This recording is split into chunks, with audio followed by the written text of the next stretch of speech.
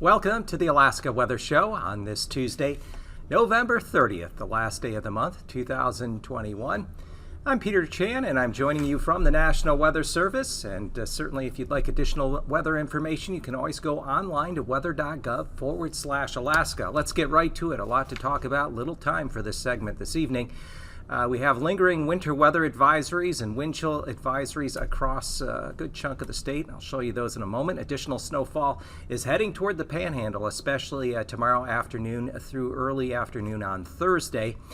We're going to see a milder pattern come in off the Bering Sea into the mainland later on this week and especially over the weekend. So it's not going to be as cold as it has been.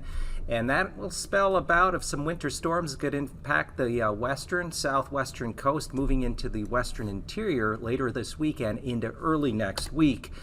Here's a scene out of Arctic Village. Coldest temperature this morning in the state, 44 below. Their maximum temperature so far has only been around 20 below.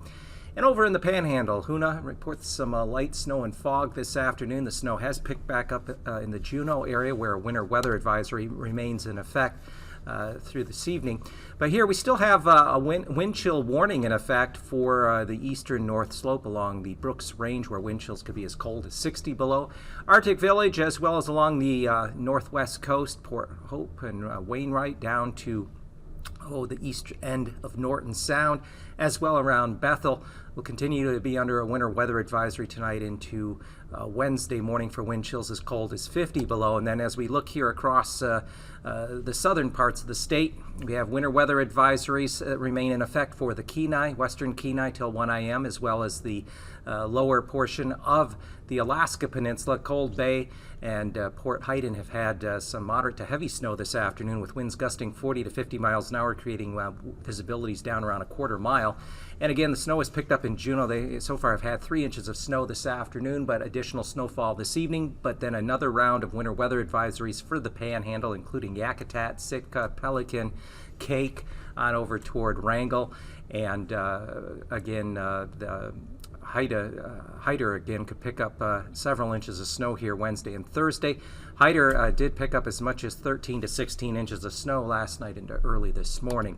So looking to satellite imagery, we can see that plume of moisture working its way up into British Columbia and lingering cloud cover in some areas of snow over the Panhandle, as well as up into portions of the southern interior along the Alaska Range. And there's another frontal system out to the west there in through the Aleutians. That is not especially strong, but it is a sign of things to come, as a ridge of high pressure will be nudging inland here as we get toward the weekend, allowing temperatures to moderate. But in the meantime, the low that's out over the Gulf will be the dominant feature as we head through tonight into tomorrow. Secondary low just spinning up, and that's what's going to fling in that additional moisture to give the snow to the Panhandle tomorrow into Thursday. Cold air remains entrenched over the interior areas of stronger winds along and south of the Alaska Range, so wind chills will stay cold. And out to the west, we have a weaker frontal system, a couple areas of low pressure with high pressure extending across eastern Russia into northern parts of the state. By Thursday, though, that high consolidates, 1041 high centered over the northeastern quadrant of the state. And you can see the low still spinning there out over the Gulf, but back to the west, that's the beginning of a push of milder air. And that'll be arriving here as we head into the mainland over the weekend and into early next week, but it's also going to provide stormier conditions to portions of the west and southwest coast that'll move into the interior early next week. So low temperatures will generally be above freezing in the lower Panhandle. Otherwise, the interior not as cold as what it has been in south central areas. And high temperatures Wednesday afternoon should get back up teens and 20s in some areas, 30s across the Panhandle.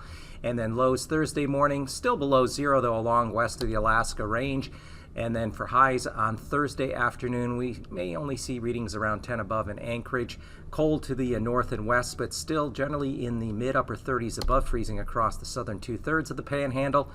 Cold in the 20, 30, 40 below range potentially in portions of the north. And as we go into Wednesday afternoon, still sub-zero readings with single digits to 10 below along the Yukon River, but much colder along the Brooks Range and North Slope. And lows Thursday morning will come up a little bit, teens and 20s below in most cases. And then Thursday afternoon, temperatures will remain sub-zero with beneath that center of high pressure across the northern parts of the state. Wednesday morning, lows still very cold across the southwest interior. Again, wind chill advisory remains been issued for the Bethel area with 50 below wind chills possible. Wednesday afternoon, still sub-zero across the southwest interior. You have to get out into the Aleutians to get temperatures above freezing. Thursday morning, lows again down around 20, 25 below zero through the Kuskokwim, lower Yukon valleys. And Thursday afternoon, generally staying in the teens below zero, and we'll see temperatures creeping up to around the freezing mark as we get up along the tip of the Alaska Peninsula, and certainly some warmer air back up into the 40s as we get out through the western half of the Aleutians. So here's the extended forecast, December 6th through the 10th. We are going to see a moderation in temperature. This may not be enough, but nevertheless a break from the really cold weather we've seen here all November. And looking at precipitation, though, it's going to allow some warm, more moist air coming in off the Bering that could lead to some rounds, a couple of winter storms here late in the weekend, Sunday into early next week that'll impact the western and southwest coast. And as that moisture moves inland across the southwest part of the state, there could be accumulating snows early next week. So at least we're going to see some moderation in temperature coming up here as we get a little deeper and farther along into the first and second weeks of December, but still no really warm weather on the horizon.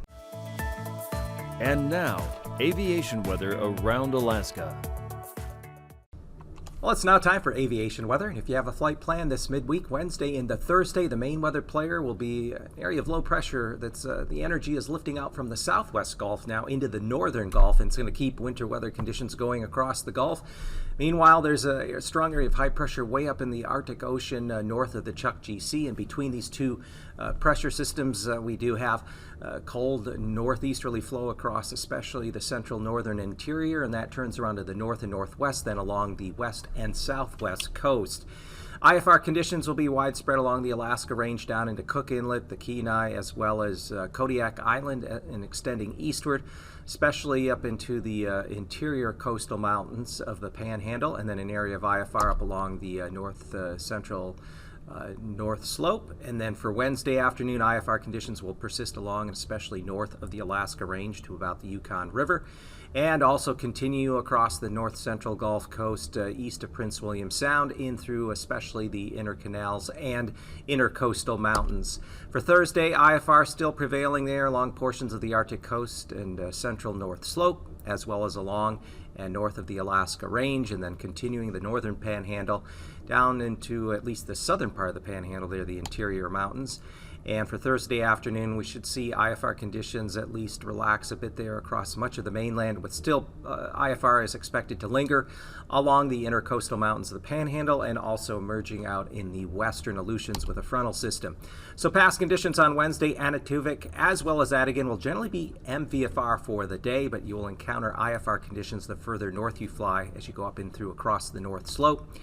And then Lake Clark and Merrill should generally have IFR conditions, though Lake Clark could see MVFR conditions develop by afternoon. Rainy as well as Windy Pass should remain IFR throughout Wednesday. Further east, Isabel, we'll see IFR conditions become MVFR as we go into the afternoon. And Metasta starting out MVFR becoming VFR. Further south and west, Tanita will start out IFR becoming MVFR, and again, more in the way of IFR conditions the further west you fly, at least early in the day. Portage Pass, IFR conditions, especially across the eastern half of the pass there and through the morning, becoming MVFR across the area for afternoon. And then Chilkoot and White will hang on to IFR conditions throughout the day on Wednesday. Freezing levels are down to the surface along the outer coast there of the Panhandle, extending into the northern Gulf, and then back to the southwest, well south of the Alaska Peninsula and Kodiak Island. and then cutting across the eastern Aleutians up into the central Bering. Freezing levels coming upwards to around and above 2,000 feet at Haida and higher as you get up toward British Columbia.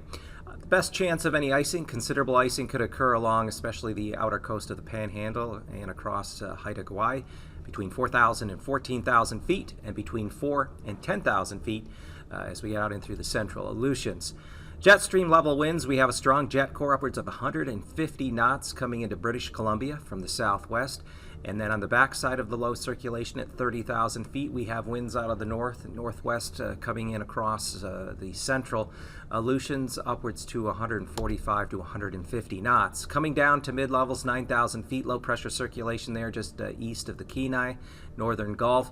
Ahead of it, southwest winds coming in through British Columbia, 45 to 65 knots. Backside winds as much as 65 knots coming across the Alaska Peninsula and 30 to 50 knots along the west coast. Dropping down to 3,000 feet, we see that low pressure circulation in the vicinity of Prince William Sound in the northern Gulf. Again, winds from the southwest coming onshore through the Panhandle and Haida Gwaii around 45 to near 50 knots.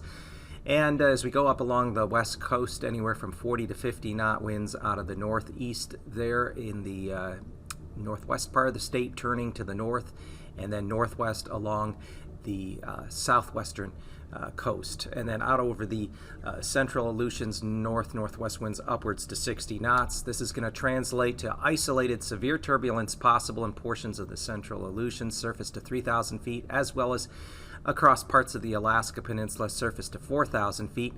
Less so, surface to 6,000 foot turbulence possible there in the Panhandle. And then as we go up into the interior, between 2,000 and 8,000 feet along the Yukon River, and generally surface to 3,000 feet along the western Brooks Range and northwest coast, down along as well as the west and southwest coast as you drop from St. Lawrence through Nunavik Island and Bristol Bay.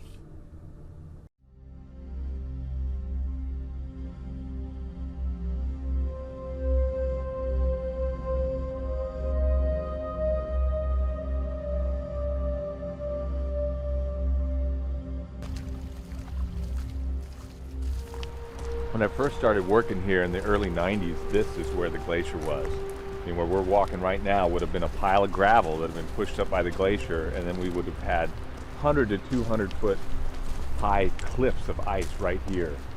And as you can see, that's changed quite a bit. And if you look at that in 2 dimensions, you can sort of see the terminus used to be here, now it's back there. That gives you one measure. What that kind of 2-dimensional look doesn't show is how much mass has been lost, that the glacier has just sort of deflated. These 200-foot cliffs of ice have disappeared and pulled back to this gentle sloping glacier you see now. When I was working in Kenai Fjords National Park, I used the topographic maps to navigate where I was, and I realized that the mapping of the glaciers was really off. The glaciers had receded a lot. There were new rivers and lakes that were establishing where the ice used to be or should have been according to the maps. And so then I did a study on this and found out that we had a 5% loss of glacier ice mass in the Kenai Fjords area between 1950 and 1985. A big change.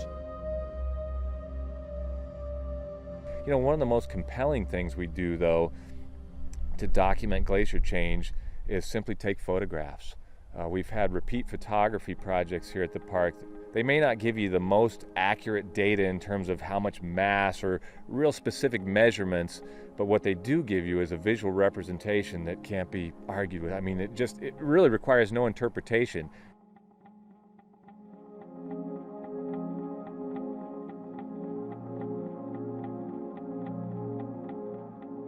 Understanding what's happening, understanding these processes, and possibly being able to predict what's going to happen in the future is the best that we can do, and that requires science and research.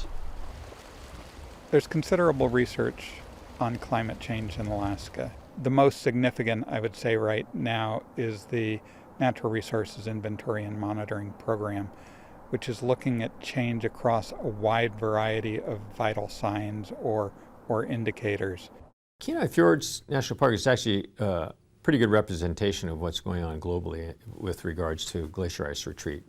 There have been studies showing that mountain glaciers are retreating all over the planet. There are probably well over 90% of the glaciers are in retreat status. There are a few that are advancing, and some are holding, their terminus point. But the Kenai fjords, the tidewater glaciers are retreating more dramatically, but even the land-based glaciers in the terminus positions are retreating. It's pretty common for all the mountain glaciers. The big mountain glaciers in Wrangell St. Elias National Park, they're mostly in retreat too. We're really entering an interesting phase where what we call the cryosphere, the ice on the planet, is melting. You know, in the more immediate past, it's clear that since the Pleistocene, glaciers have been retreating. So the idea that glaciers retreat is is no revelation. They've been retreating from across North America for the last 10,000 years. What appears to have changed and what has people's attention is the rate at which they're retreating. In the case of Exit Glacier, we have scientists who've been looking at it. We have evidence that the glaciers left behind, where we can track that retreat for about the last 200 years. And we can say with confidence that in the last decade, that rate has increased. Terminus mapping is a great way to map a small portion of the ice field. We come out twice a year and we use a GPS to walk the edge of the terminus and map the farthest extent of Exit Glacier. And that allows us to see what type of changes are occurring over the winter accumulation period and the summer ablation period. With that data, that can help us as we witness these changes within the ice field, we can hopefully be able to correlate that with the weather data that we have. When you look at an ice field that's 750 square miles, when you look at a glacier that towers hundreds of feet high, you get a sense of permanence. You think these things are massive, they're somehow a permanent sort of feature, and yet in a very short period of time, in a matter of a couple of decades, we've seen dramatic change in those things. At Exit Glacier, we have a time-lapse camera set up on the glacier that allows us to take a couple photos every single day, and then to put that sequence of photos into a video where we can see changes of the glacier and the vegetation phenology throughout an entire year. Virtually all the glaciers in Alaska are receding. Some glaciers are moving forward. That's not an indication that they're actually growing in size. It's just the rate at which they're slipping down the mountain. In some cases, some of these glaciers are receding back up onto land, and so they're producing less ice. When you change the glacier systems, you're changing habitat for marine mammals and other wildlife. And the populations of harbor seals have dropped dramatically in the fjords. In 1980, shortly after the establishment of the park, in Island Bay, we had maybe 1,500 harbor seals. Nowadays, it's a few hundred. In Arctic environments, much of the sunlight that reaches the Earth bounces back because it hits snow and reflects off into space, or ice on the ocean and reflects off into space. That's the albedo effect. When the snow thaws and instead you have rock or vegetation, or when the ice thaws and you have transparent ocean, the sunlight will convert to other wavelengths that'll convert essentially to warmth. That does not bounce back into the atmosphere as much. So consequently, you get a warming of the ocean, you get a warming of the ground, you get a thawing of frozen soils or permafrost, you get a more rapid thawing of sea ice. So once the ice and once the snow is off of the surface, the rate of warming increases considerably. If you're driving out to Exit Glacier, you'll actually start to see signs along the side of the road that have dates on them. Visitors sometimes are confused. They think they're elevations or something until they get up to the glacier and realize, oh, those were all date signs along the road that were telling me when the glacier was there. Another thing that's been happening in the Exit Glacier area in recent years is this flooding that comes at a time we're not used to. We're used to having maybe some flooding in the fall when we have a lot of heavy rain. This has suddenly been some flooding that's coming in the middle of the summer, usually not associated with precipitation events. It's associated with warmer weather and melting. When you walk down one of our trails that leads to Exit Glacier, there are a number of ways to get out there, but what used to be the main route is is no longer really the main route because of the way the glacier has changed. So this main route to the glacier used to provide dramatic views of the glacier as you walk towards it. In fact, there was a large kiosk built at the end of this trail for people to stop and rest and enjoy the view of the glacier. Now, if they stop and rest at this kiosk, people think, why did the park put a kiosk here? Because it looks out at some shrubs. And there's no glacier within view anymore. The way we solve big problems like this is not all at once. There's a thing called the Sokolov's wedges, and you just take a little bite of the pie, one sliver at a time. So we try to do incremental changes. When we talk to people about our concerns about climate change, about the changes that are happening to the glacier, we also want to leave them with some idea of what we're doing to mitigate some of the effects of climate change. For example, here at the park, as we retire vehicles out of our fleet, we try to replace them with electric vehicles or hybrid vehicles. We've done things like at the Glacier Nature Center, helping to sort of experiment and install a cutting-edge fuel cell as opposed to running some traditional power source out there that relies on some sort of more greenhouse-producing gas. My main hope for the future is that people get the message that the planet is changing fairly rapidly in places, particularly places like Kenai Fjords National Park, and that it is, we think, there's good evidence it's a result of atmospheric changes, which are measured in terms of human inputs into the atmosphere. The rapid rate at which these glaciers are changing now offers us the opportunity to talk about this place as a way of looking into the future. In a lot of parts of the country, climate change issues are a little more subtle, and we can point here and say, look how fast this is changing. This is what the future holds for perhaps a lot of us and a lot of the planet as climate continues to change. I'm optimistic that people and nature will adapt to change, but my expectation is that change will occur. Time will tell.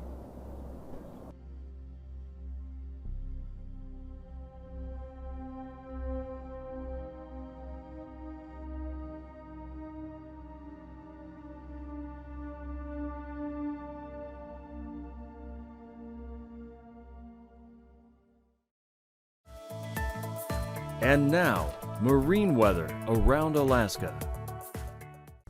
We start with today's sea ice edge, and the ice is rather extensive now along the western and southwest coast and through the eastern Bering. The only real change since the weekend is there's been a bit of a gap open up between St. Lawrence Island and the Russian coastline, but that's about it. And we are going to see a couple of stronger frontal systems moving into the region later this week, over the weekend, and early next week. So those stronger winds will likely cause this ice to shift around, so keep that in mind. Otherwise, the ice is developed as far south now along some of the bays on the north side, especially of the Alaska Peninsula, as well as up in through Cook Inlet. And winds on Wednesday and through the southeast, well, we have an area of low pressure sitting out over the northern Gulf. We'll see winds upwards to 30 knots. In the inner canals, waves 6 to 11 feet. Up in the Lynn Canal, winds will be more northerly, gusting as high as 35 knots with 4-footers. Otherwise, gale force winds out of the west-southwest, 35 knots along much of the coastline south of Gustavus, with waves in the 15 to 18-foot range. For Thursday, winds do come down a little bit out of the south-southeast, the inner canals, 15 to 20 knots, waves generally a few feet, except for there at the mouth of Dixon Entrance. And then along the outer coast, waves will be running as high as near 20 feet south of Sitka through Craig, with winds as high as 25 to 30 knots. Across south-central areas, we will have stronger outflow winds there in the mouth of Cook Inlet to 50-knot storm force winds from the west. Otherwise, upper Cook Inlet toward Anchorage, only around 15 knots, 1-footers, and then winds out of the southeast at the Prince William Sound east of Whittier there, maybe a couple few-foot waves. For Thursday, winds across the Gulf on the western northwest end will turn a little more to the north and northeast. Upper end of Cook Inlet, 3-footers, but again, still some outflow winds rather strong, 45 to 50 knots there at the mouth of Cook Inlet to north and east of Kodiak. Across the Kodiak Island and across the Alaska Peninsula, winds will generally be out of the northwest. Strongest winds in the vicinity of Kodiak Island, 45-knot gales with waves off of Kodiak Island up over 15 feet. On the Bering side, we're looking at waves around 10 feet as you get around Port Huyton and north of Cold Bay. For Thursday, winds will continue northwesterly, still 35 to as high as 45 knots off of Kodiak Island, with waves there 13, 14 feet, but northwesterly 30 knots, and waves 7 to 9 feet on the Bering side.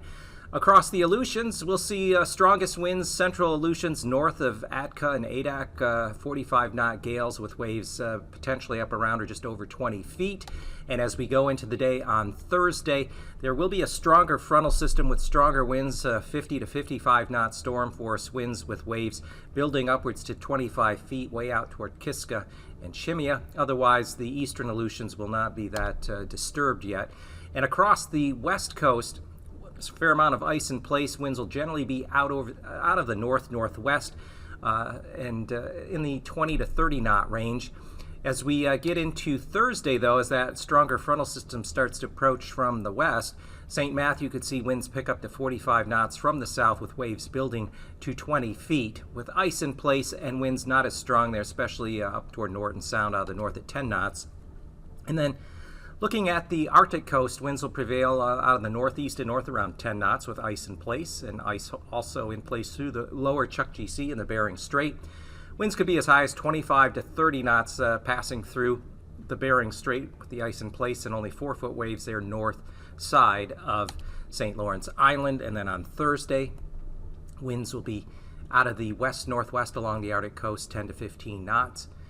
Generally speaking, and around 15 knots through the lower Chukchi Sea out of the north and even eastward flow offshore at Cape Lisburne and Point Hope.